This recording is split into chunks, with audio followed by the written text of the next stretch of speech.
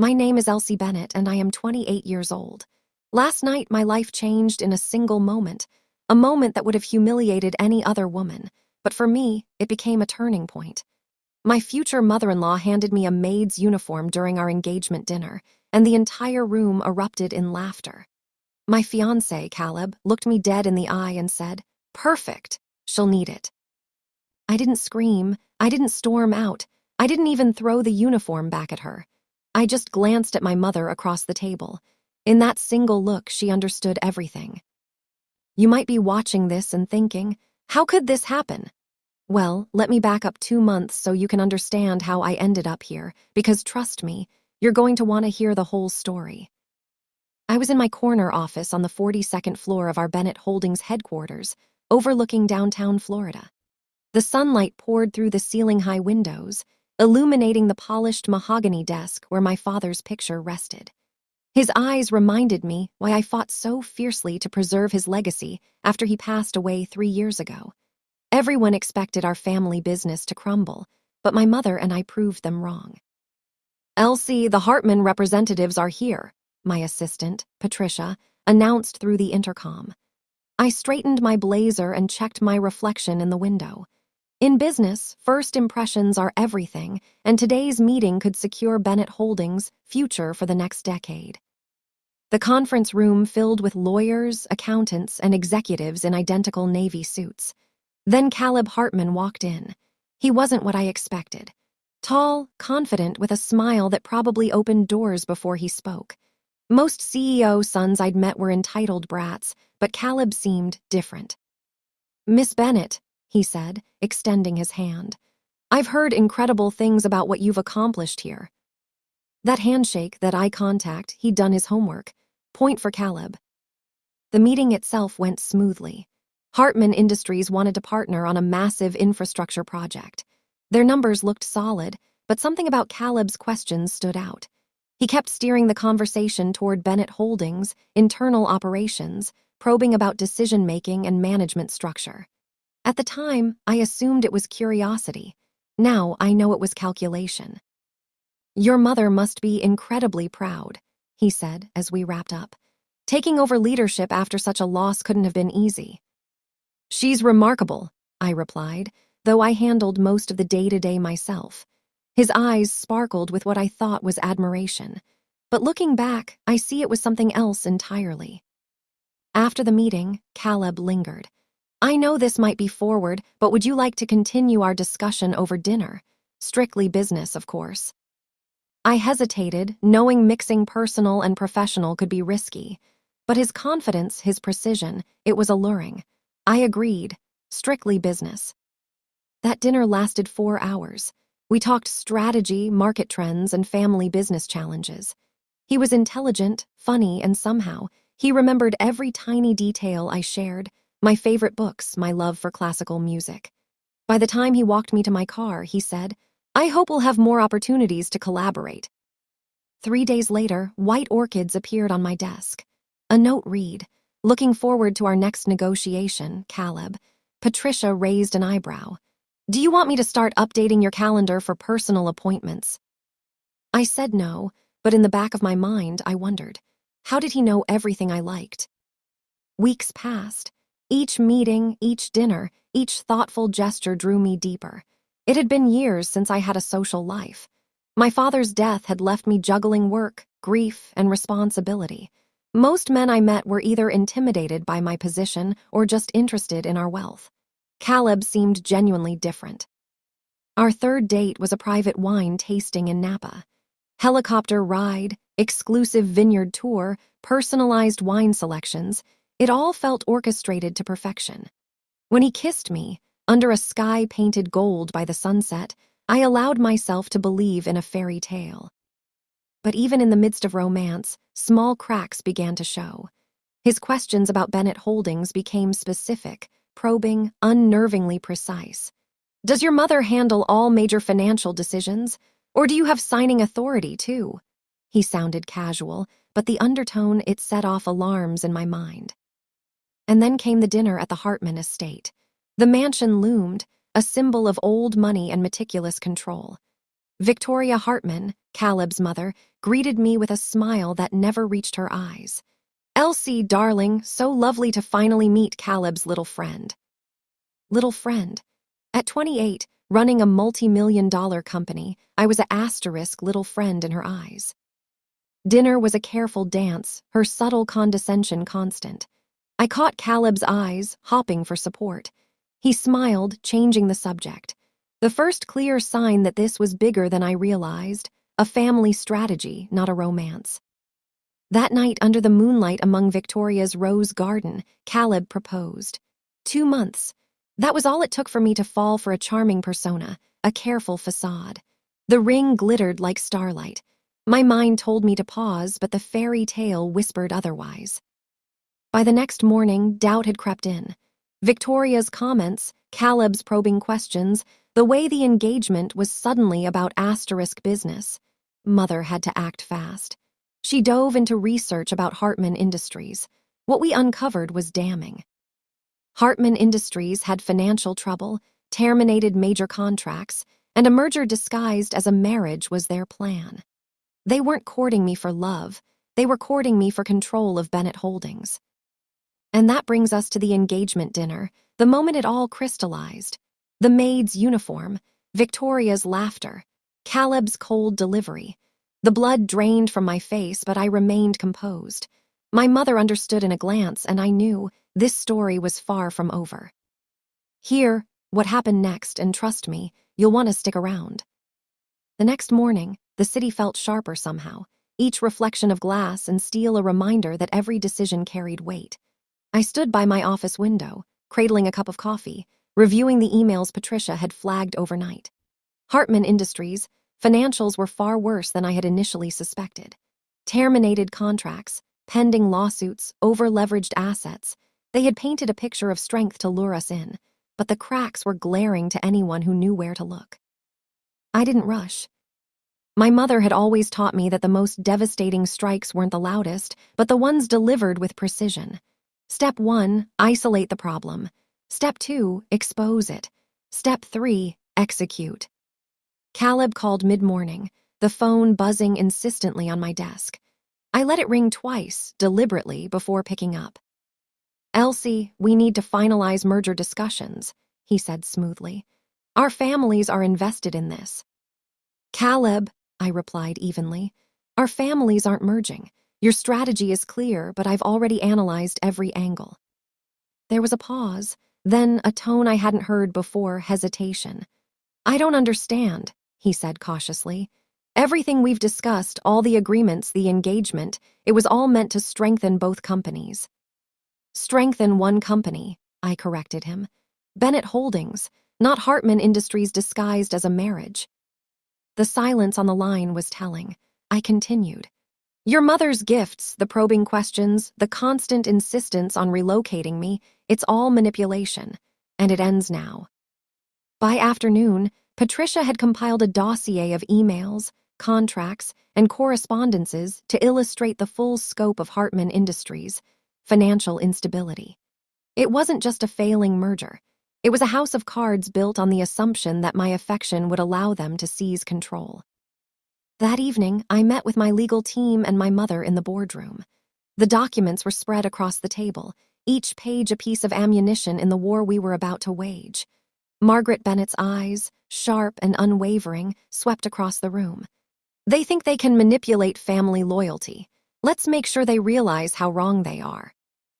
We mapped out a step-by-step strategy. First, we would cancel all pre-wedding arrangements, vendors, venues, hotels, under professional pretenses. No personal accusations, no drama, just concrete actions that would make revering course impossible. Then, public clarity. A statement emphasizing our commitment to business integrity, subtly exposing Hartman Industries' instability without nomming them outright. And finally, the coup de grace. Legal action to secure Bennett Holdings' interests, ensuring no leverage remained for Hartman Industries or Caleb personally. The next day, I executed the first move. Each cancellation call was a performance of calm authority. Vendors were bewildered but compliant. Hotels and caterers adjusted their schedules seamlessly once explained as a last-minute change of plans. Even the church understood, though Father Morrison's eyes reflected the faintest concern. Victoria Hartman's reaction was immediate. Calls flooded my mother's line, demanding explanations. Patricia intercepted them with polite but firm responses. Each call, each email, each inquiry from the Hartman camp was a confirmation that our countermeasures were working. 3 days later, Caleb appeared at my office unannounced, the polished confidence he had once worn like armor now slightly cracked. "Elsie, we need to talk," he said, stepping past Patricia as though entitlement granted him access. "You can't just walk in here," I said, voice steady, but with the cold edge that had begun to sharpen over the past week. "I thought we could negotiate," he replied. "Start over, make compromises." "Compromise?" I interrupted. "You think this is about compromises? You attempted to manipulate me into merging my life with my company to save your failing business. This isn't compromise, it's coercion." His face flickered with something unfamiliar, the first real hint of fear. I didn't mean it like that. My feelings for you." "I don't care about your feelings," I said firmly. "Your strategy failed, your family's leverage is gone, and you're about to learn that respect cannot be bought with deception." The following week, Hartman Industries began to crumble. Without our partnership, major clients reevaluated contracts. Stock prices plummeted. Public whispers became industry headlines. Every carefully constructed facade they had maintained for decades began to erode, leaving them exposed, vulnerable, and desperate. Meanwhile, Bennett Holdings surged. The deals I had secured without Hartman interference flourished. Our revenue increased, and internally, the team's morale soared, my leadership now untethered from any manipulative entanglements. 3 months after the engagement was called off, the ultimate irony presented itself. At a bankruptcy auction, the prime Hartman headquarters building became available. My mother and I attended with a small delegation from Bennett Holdings. Caleb stood across the lobby, suit immaculate but his demeanor defeated. As I signed the acquisition papers, officially transferring ownership to Bennett Holdings at a significant discount, he approached cautiously. "Elsie," he said, tone low, void of charm, "can we talk privately?" I allowed it, stepping aside, though my mother remained strategically nearby. "You must feel like the ultimate victory," he said quietly, a shadow of his former arrogance lingering. "Good business," I replied, "nothing more." "You know, I actually thought I loved you. For a while I forgot this started as strategy." "That's the saddest thing you've ever said," I told him. "Why?" "Because you still don't understand what you lost," I said, walking away. "You lost a partner, a colleague, and a woman who would have merged her life with yours as an equal. You wanted an asset. You wanted control. You got neither." As Caleb's shadow receded into the lobby, I turned toward my mother. Margaret Bennett smiled faintly, reviewing the final papers. Justice had been served methodically, smartly, legally, and ruthlessly. Bennett Holdings not only survived but thrived, and the lesson was unmistakable. Never underestimate the woman who built an empire, even when she walks into what appears to be a fairy tale. The uniform, the engagement, the lies, they were all gone, replaced with clarity, control, and triumph. The morning the press caught wind of Hartman Industries, sudden financial collapse, the city seemed to hum with anticipation.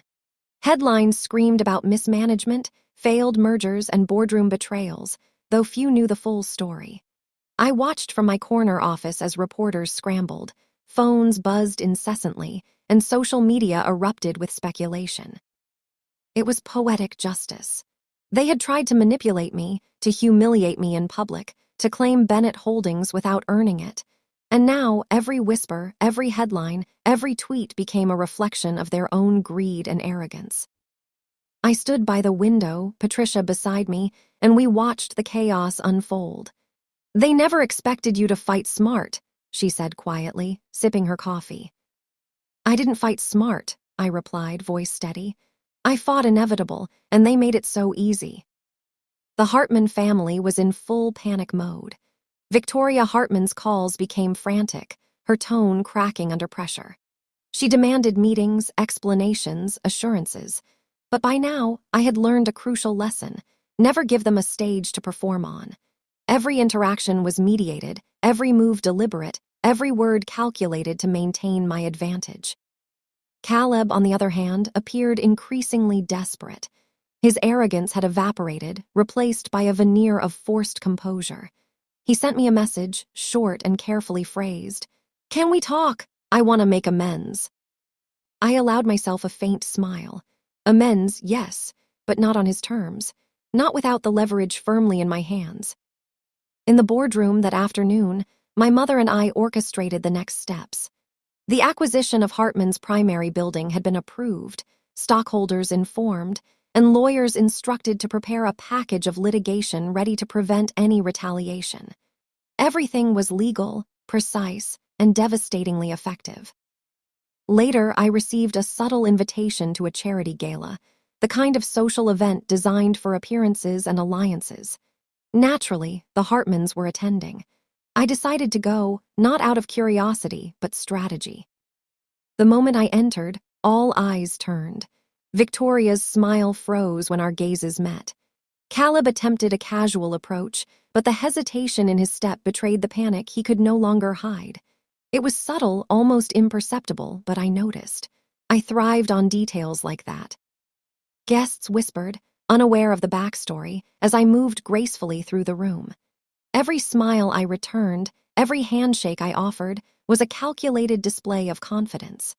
The rumor mill had begun before I even spoke, fueled by industry insiders who knew the truth of Hartman Industries' collapse and our strategic maneuvers. Victoria finally approached me, her posture rigid, her words syrupy. "Elsie, darling, congratulations on your successes. Truly remarkable." "Thank you, Victoria," I said warmly, the smile deliberate, almost cinematic. "It's been a lesson in patience."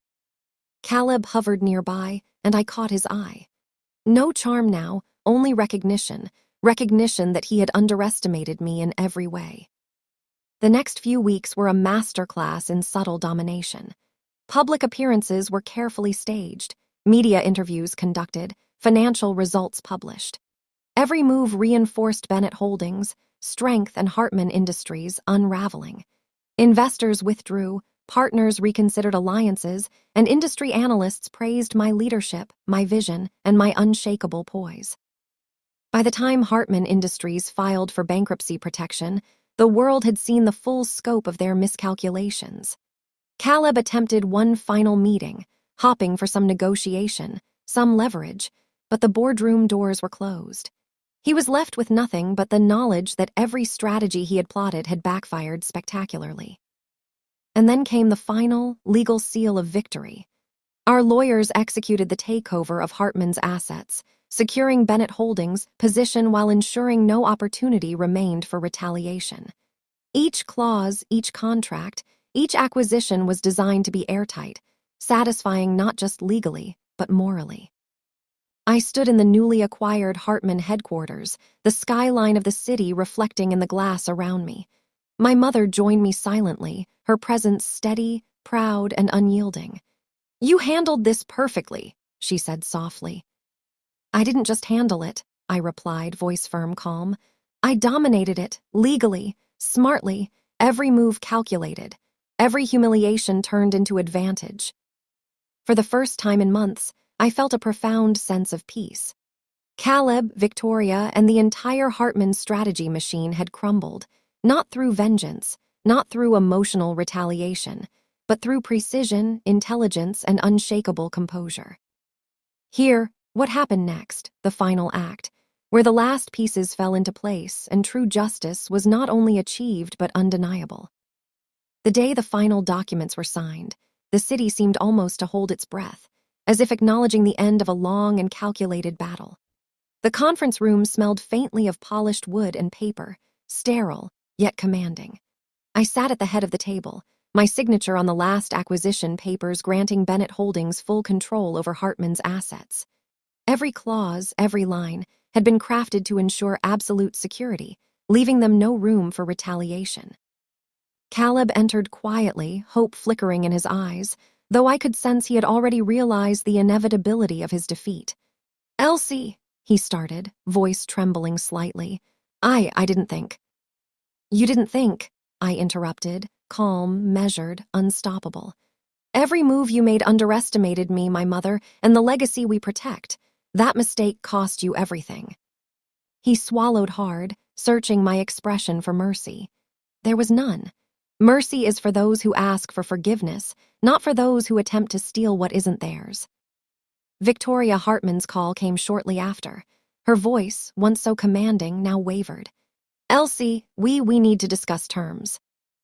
I let the phone ring deliberately for a few seconds. Terms have already been set, I said evenly. You will comply fully with the legal framework we've established. Any deviation and the consequences are immediate and absolute. That includes Caleb. That includes Hartman Industries. And yes, it's entirely within the law.